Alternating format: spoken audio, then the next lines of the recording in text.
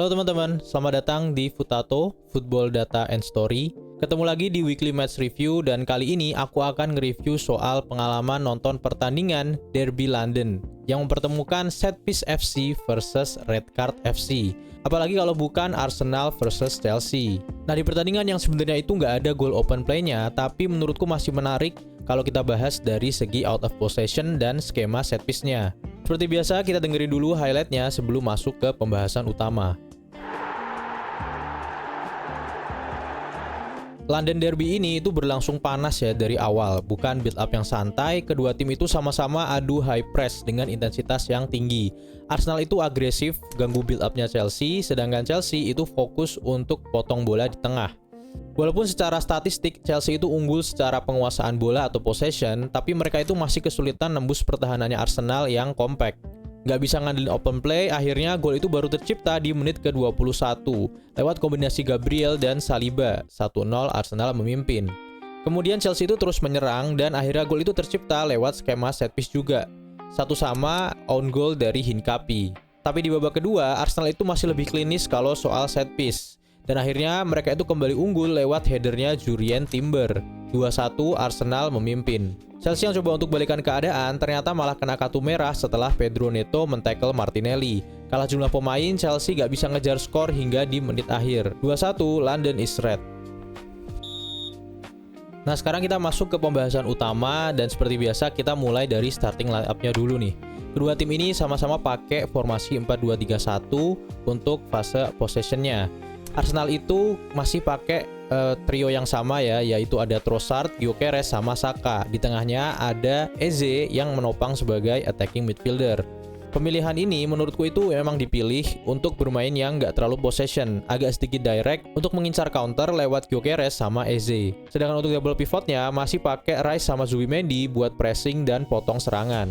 Nah, kalau dari sisi tim tamu, Chelsea itu menggunakan double pivot yang berbeda kali ini. Caicedo sama Santos, Andre Santos, karena Estevao itu cedera. Jadi Enzo Fernandez itu akan naik ke tengah jadi AMF. Dan sisi sayap itu kali ini duet antara Neto sama Palmer. Untuk strikernya tetap dipegang sama Joao Pedro. Di sini aku juga baru lihat kalau Hato sama Sarr itu mulai dimainkan di pertandingan besar kayak Derby London ini. Dari menit awal itu tuh langsung kelihatan kalau ini tuh bukan derby yang santai ya. Dari statistik duels kita tuh bisa ngelihat kalau kedua tim ini hampir imbang di ground sama air duels. Sekitar 10-15 menit pertama, kedua tim ini sama-sama pakai high press yang agresif. Cuman pendekatannya itu emang berbeda. Arsenal itu pressing dengan 3-4 pemain depan yang aktif naik, termasuk Eze dan Gyökeres. Pressingnya Arsenal itu menurutku ganggu banget, sangat-sangat agresif dan beneran ngejar bola sampai bikin build up-nya Chelsea itu nggak nyaman. Nah, hasilnya build up Chelsea itu kelihatan nggak anti-press. Beberapa kali Chelsea itu kesulitan untuk passing karena jalur umpan itu udah ketutup. Bahkan ada momen Enzo itu sampai dibuat nggak bergerak dan malah dilanggar karena dikerubungin sama 3 pemain Arsenal. Justru yang paling kelihatan gak nyaman dalam adu pressing ini itu si Sanchez, kipernya Chelsea. Mungkin karena dia itu emang bukan ball playing goalkeeper ya. Jadinya kurang banget nih kalau menurutku dari segi kontrol bola sama passingnya itu sering salah umpan. Nah, kalau dari sisi Chelsea, mereka itu juga bertahan pakai high press. Cuman emang gak seagresif Arsenal. Front three mereka itu nggak naik-naik terus lah untuk ganggu build up. Bedanya adalah high press Chelsea itu pakai man-to-man pressing. Jadi saat lini depan naik, gelandang yang ada di tengah itu akan ikutan naik juga ngikutin pemain Arsenal yang biasanya turun ke bawah buat bantu build up. Nah, pemain kayak Eze, Rice sama Zubimendi itu sering jadi target untuk marking dan sering juga dipotong progresi bolanya. Sekarang kita coba lihat statistik possession dari kedua tim ya. Kalau dari kedua babak, Chelsea itu emang unggul 59% daripada Arsenal. Chelsea itu juga menyerang dengan shape 2-3-5 ya. Di sini itu dua fullbacknya itu akan naik dan kemudian Chelsea itu sering ngandelin Palmer sama Neto yang ada di sayap. Tengahnya itu emang fokus untuk motong bola karena di situ ada Moises Caicedo. Gak cuma wing play, Chelsea itu juga sebenarnya sempat nyoba untuk link up play di ruang-ruang sempit lewat tengah sama inisiasinya si Cole Palmer. Tapi sayangnya di babak pertama itu nggak ada satupun shot on target dari Chelsea. XG-nya di babak pertama itu tuh menurutku parah sih, cuman 0,06. Kesulitan Chelsea ini sebenarnya harus diakui juga karena shape bertahannya Arsenal itu emang rapet sama compact plus disiplin juga. Apalagi pas transisi negatif tuh, Arsenal itu langsung cepat banget untuk ngebentuk low blocknya. Bahkan 4 pemain Chelsea itu sampai harus ngerubungin Zubimendi kalau nggak salah buat ngerebut bola untuk lakukan progresi ke depan. Nah kalau dari sisi Arsenal itu menyerangnya juga nggak bisa dibilang yang direct banget ya, meskipun possessionnya itu emang kecil, cuman sekitar 40%. Kalau menurutku Arsenal itu lebih ngandelin press and counter, tapi masih sedikit untuk kontrol tempo ya. Serangannya itu juga lebih dominan ke sisi Saka di sayap kanan ya. Ini tuh ngakibatin si Trossard yang ada di sayap kiri itu beneran nggak kelihatan, bahkan sampai harus diganti di babak kedua. Sedangkan Eze sama Gyökeres itu emang sering dijadikan andalan ya untuk progresi ke depan saat momen counter itu datang. Dan kalau berdasarkan statistik sama eye test pada saat aku nonton pertandingan kemarin, emang Arsenal itu lebih unggul di aspek menyerang, apalagi di babak pertama ya. Itu XG-nya aja sampai 0,73 dengan 8 shot dan 3 on target. Nah, karena kedua tim ini pressingnya itu sama-sama bagus, duel spawn-nya itu sama-sama oke, defense-nya itu juga bisa dibilang sama-sama bagus lah, belum ada yang kebobolan. Nah, mau nggak mau set piece itu jadi satu-satunya opsi untuk mencetak gol terlepas dari open play. Gol pertama itu dicetak duluan sama Arsenal di menit ke-21 sama Saliba. Skema terciptanya gol ini cukup unik ya, karena set piece-nya itu sebenarnya mengincar far post ke Gabriel. Tapi Gabriel tuh kemudian langsung mantulin bolanya ke Saliba dan gol. 1-0 Arsenal memimpin. Setelah kebobolan, Chelsea itu masih kesulitan ya, tetap masih kesulitan untuk ngebongkar mid block to low blocknya Arsenal, karena emang ya compact banget di situ.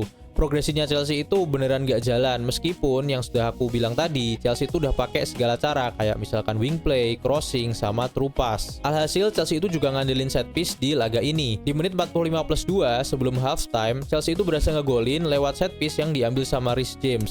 Nah, crossingnya itu kemudian malah kena Hincapié dan terjadilah own goal. 1-1 Chelsea mengejar. Nah, tapi julukan set piece FC atau set piece king itu tetap masih punya Arsenal ya. Meskipun di babak kedua Chelsea itu set piece cornernya itu 7 kali, tapi tetap aja gol kedua itu dicuri duluan sama Arsenal. Di menit ke-66, Jurrien Timber itu mencetak gol lewat set piece lagi. Kali ini dari tengah kotak, yaitu berhasil menanduk bola sambil melepas penjagaan dari Sarr. 2-1 Arsenal menjauh. Kalau kita ngomongin babak kedua, sebenarnya Chelsea itu lebih kelihatan ya serangannya. XG-nya itu naik drastis sampai ke 0,58 dengan 6 shot dan 3 on target. Seperti di menit 50 ya, lewat momen transisi positif, Enzo Fernandez itu melakukan shot on target. Dan di menit 52, Chelsea itu lagi-lagi on target lewat headernya Joao Pedro. Setelah kebobolan, sebenarnya itu Chelsea masih punya banyak kesempatan menurutku, dan masih ada waktu sekitar 25 menit untuk menyamakan skor.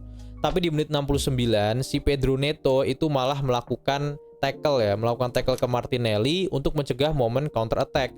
Alhasil dia itu dapat kartu kuning kedua dan langsung dapat kartu merah. Ini sih jelas merugikan Chelsea ya, karena menurutku momentum serangannya Chelsea lagi bagus dan malah harus bermain dengan 10 pemain. Dan kartu merah ini itu lagi-lagi menambah masalah atau rekor buruk soal indisipliner yang terkait sama Chelsea ya. Ini jadi kartu merah ke-7 yang didapatkan Chelsea di musim ini. Aku harap sih nggak berulang terus ya, karena kalau setiap pertandingan ada kartu merah terus sampai 10 sampai 12 ya habis lama-lama pemainnya Chelsea. Kemudian mau nggak mau Malo Gusto, Lavia, terus kemudian Garnacho sampai Delap itu harus masuk ya untuk membalikan keadaan. Direct play sama wing play itu jadi andalan Chelsea banget, selain bertahan pakai mid block 4-3-2. Mereka nggak lagi high press. Kalau high press ya habis, belakangnya langsung ke expose sama si Eze dan Gyökeres. Dan di menit-menit akhir Arsenal itu tetap membuktikan defense-nya yang rapat dan compact ya. Meskipun ada peluang-peluang terbaik dari Chelsea, kayak misalkan run in behind-nya Delap, kemudian shot placing-nya Garnacho yang masih bisa ditepis sama Raya, dan ada shot kombinasi Joao Pedro sama Delap yang sayangnya itu offside di menit-menit akhir. Aku kira itu gol tuh. Pada akhirnya, skor akhir itu tetap berpihak ke Arsenal. 2-1, Arsenal memenangkan 2 kali Derby London. Oke teman-teman, sekian Weekly Match Review untuk Derby London yang kedua kali ini. Patut kita nantikan nih, apakah Arsenal itu berhasil ya ada di puncak dan terus memperpanjang 5 poin daripada City. Dan kita lihat apakah Chelsea itu akan masuk juga ke zona champion ya. Mereka harus bersaing sama Liverpool sama Manchester United juga. Oke, terima kasih teman-teman yang udah nonton video ini sampai akhir. Jangan lupa untuk like, share, dan subscribe kalau emang suka sama video ini. Dan jangan lupa untuk komen di bawah supaya kita bisa diskusi soal pertandingan Derby London ini sama match-match lainnya di EPL. Sampai jumpa teman-teman di Weekly Match Review berikutnya.